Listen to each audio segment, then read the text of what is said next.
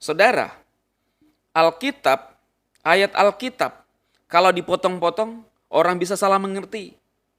Karena itu ketika saudara belajar Alkitab, maka saudara harus perhatikan apa ceritanya, apa tujuannya, apa yang dimaksudkan. Ustadz Kenama yang sering menggunakan ayat Alkitab dengan memotong-motong. Di dalam Matius 7, dikatakan begini, bukan setiap orang yang berseru kepadaku, Tuhan, Tuhan, akan masuk ke dalam kerajaan surga. Dia buat titik di sini, saudara. Bahkan belum selesai satu penjelasan di sini, dia sudah buat titik. Lalu dia mulai menjelaskan bahwa ini kan benar kan? Yesus sendiri berkata bahwa bukan orang yang berseru kepadaku Tuhan, Tuhan akan masuk ke dalam kerajaan surga. Artinya dia jelaskan bahwa orang yang memanggil nama Tuhan, Yesus Tuhan, tidak masuk ke dalam kerajaan surga. Ini terpotong-potong, saudara. Salah pengertian. Itu masih koma. Melainkan dia yang melakukan kehendak Bapakku yang di surga. Apa itu kehendak Bapa? Yaitu mengenali Yesus sebagai yang diutus daripada Elohim sendiri. Lalu di bagian ayat selanjutnya, pada hari terakhir banyak orang yang berseru kepadaku, Tuhan, Tuhan, bukankah kami bernubuat demi namamu dan mengusir setan demi namamu dan mengadakan banyak mujizat demi namamu juga? Pada waktu itu aku akan berterus terang kepada mereka dan berkata, aku tidak pernah mengenal kamu, enyahlah daripadaku kamu sekalian pembuat kejahatan.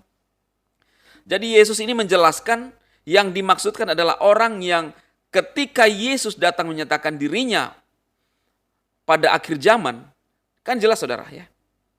Pada hari terakhir banyak orang akan berseru kepadaku Tuhan. Nah Yesus sendiri mengaku bahwa pada hari terakhir banyak akan orang berseru kepadaku Tuhan, Tuhan. Bukankah kami bernubuat demi namamu, mengusir setan demi namamu? Tapi Yesus berkata saat itu, aku tidak mengenal engkau. Kenapa bisa saudara? Karena bisa saja orang melakukan mujizat, tetapi pada akhirnya dia undur daripada Tuhan, atau dia tetap melakukan kejahatan. Menggunakan nama Tuhan, ya, atas nama Tuhan, tetapi hanya sebagai modus untuk sesuatu hal yang jahat.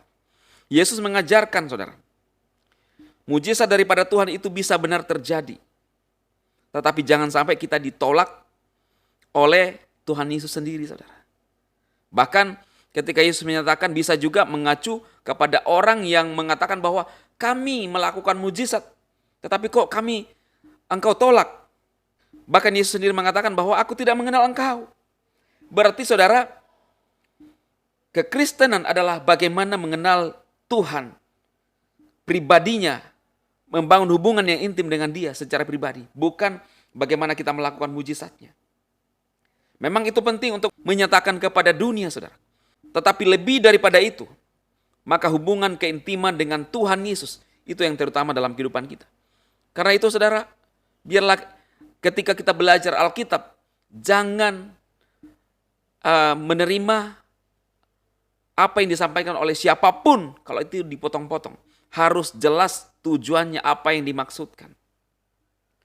Dan saran saya kepada siapapun yang sering menggunakan ayat-ayat Bible yang bukan kapasitasnya, stop untuk menafsirkan salah Bible.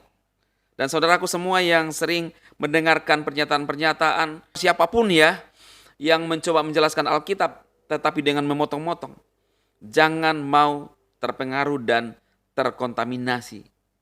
Supaya saudara tidak tersesat karena disesatkan oleh pernyataan-pernyataan orang-orang yang membahas Bible secara sepotong-sepotong, saudara. Ya, jangan langsung ditelan, pelajari. Kan saudara punya Alkitab, baca Alkitab. Semoga apa yang saya sampaikan kali ini memberikan satu pencerahan kepada saudaraku untuk mengerti isi firman Tuhan dengan benar dan sungguh-sungguh. Tuhan memberkati saudara semua. Amin.